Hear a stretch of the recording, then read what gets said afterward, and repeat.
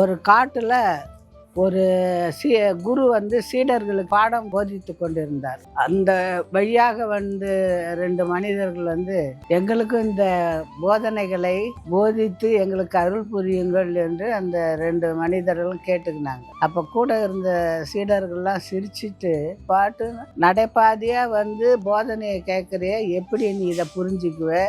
குருவும் சொல்கிறாரு, நீ எப்படி உடனே வர போக்கில் எப்படி கற்றுக்குவ அப்படின்னு சொல்லி கேட்குறாங்க. நீங்கள் அந்த பிள்ளைகளுக்கு சொல்லிக் கொடுக்கும்போது நாங்கள் மறைஞ்சிருந்து எல்லாத்தையும் கேட்டுன்னு தான் இருந்தோம். ஓரளவுக்கு எங்களுக்கு புரியுது நீங்கள் சொல்கிறது, நீங்கள் சொல்லி கொடுங்க, நாங்கள் புரிஞ்சுக்கோன்றாங்க. சரி, அப்போ அதாவது ஒரு வேலை கொடுக்குறேன், அந்த வேலையை யார் முழுமையாக செய்து வரீங்களோ அவங்களுக்கு போதனை கொடுக்குறேன் அப்படின்னு சொல்லி சொல்கிறாங்க. குரு சில பூ விதைகளை வந்து 2 பேருக்கும் சமமாக பங்கிட்டு கொடுத்து, இதை எடுத்தும் போய் நீங்கள் விதைச்சி அதில் மலர்கின்ற பூக்களை கொண்டு வந்து எனக்கு கொடுங்கள் என்று சொல்கிறாரு. 2 பேரும் சந்தோஷமாக வாங்கிக்கின்னு போகிறாங்க. இது என்ன பெரிய விஷயம், நான் வந்து செடி தானே, அதை மண்ணில் போட்டால் வரப்போகுது அப்படின்னு எடுத்துன்னு போகிறான். முதல் ஆள் போய் விதைக்கிறான், 2வது ஆளும் விதைக்கிறான். 2 பேரும் ஒரு நாள் திரும்பி வர்றாங்க, குருவை பார்க்குறாங்க. அதில் முதல் ஆள் என்ன பண்ணுறான், 3 பூ எடுத்துகிட்டு வரோம். 3 பூ, என்னப்பா இது, நான் அவ்வளோ விதை கொடுத்தேன், நீ 3 பூ எடுத்துன்னு வரோம்.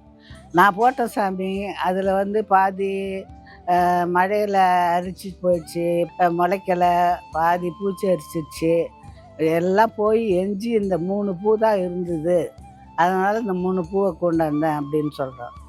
அடுத்த வருஷம் ஒரு கூட நிறைய அழகான பூக்களை கொண்டாந்து கொடுக்குறோம்.